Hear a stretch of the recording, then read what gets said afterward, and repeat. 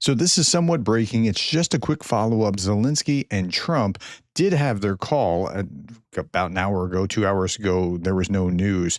And so here's, and this follows the largest attack of the war, 550 drones last night slamming into Kyiv and other places.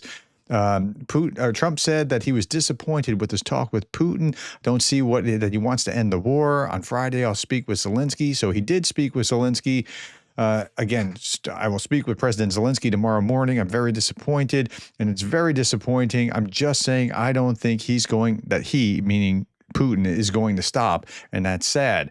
Okay, so breaking, Trump and Zelensky did hold their phone call. Obviously, it wasn't at the Vatican sitting face-to-face. This is just an image. Head of the presidential office, Andrei Yermak, hinted at it, saying, quote, a very important and meaningful conversation between the presidents, all details coming soon. Now, I'm going to keep you posted when the details do come out. I'll just give you a little bit about this just now in the next couple of slides, but please hit the subscribe and the bell so that you can be informed about what happens. And I'll be back this evening with more details.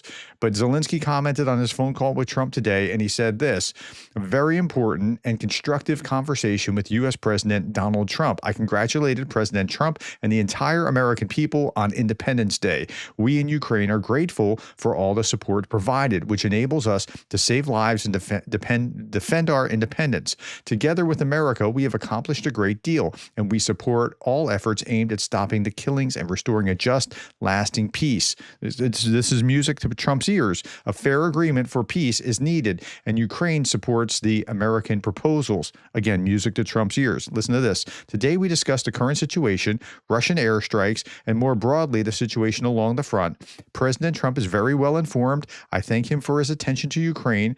We talked about air defense capabilities, so they did talk about that, and agreed to work together on enhancing protection for our skies, as well as organizing a corresponding meeting between our teams. Now, this next line is critical. Listen to this.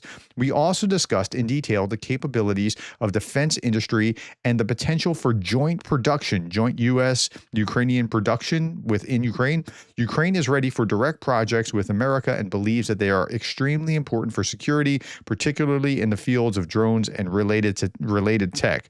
So that could be the kind of thing that could be helpful. I don't know what'll come of it. We also talked about mutual procurement and the investment exchange views on diplomatic landscape and joint work in the United States and other partners. Okay, so it was apparently a good conversation, but we don't know a lot about it just yet. I'll be talking about more of this later on in my next video.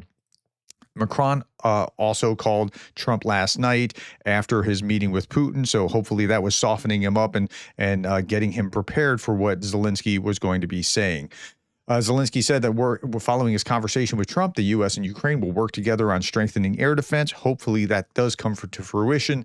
Here's the Kyiv Independent, just 2 lines here, 2 paragraphs. The call also followed the U.S. Defense Department's decision to pause shipments on key weapons to Ukraine, including Patriots and guided artillery rounds.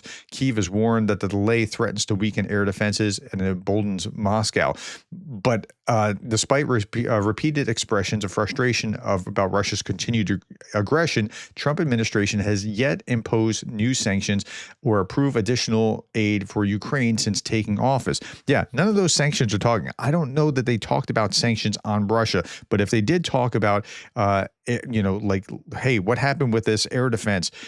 If Trump wasn't aware and there's some argument that maybe Colby did this on his own initiative, then Trump is aware. And I'm looking for something, some kind of joint agreements to come forward from this. I'll keep you posted with everything. Hit the subscribe button, and I'll be back later on today. Thank you for your time, the likes, the shares, the subscribes. Thank you for being the kind of person that cares about Ukraine.